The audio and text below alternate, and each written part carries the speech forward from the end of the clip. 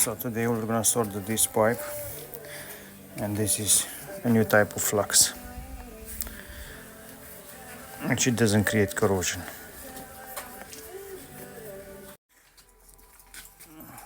So we're gonna insert this one in here and we're gonna wipe the excess.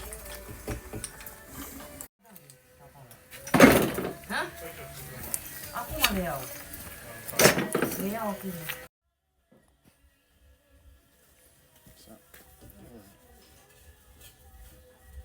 wipe the excess, and then we're gonna start soldering.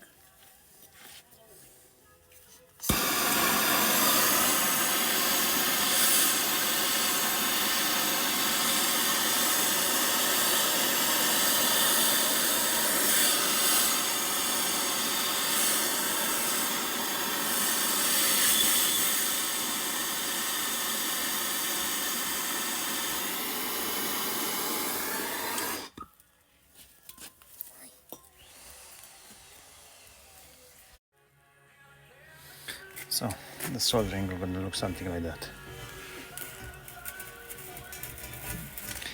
And from the inside, look, and this is not gonna get no corrosion whatsoever.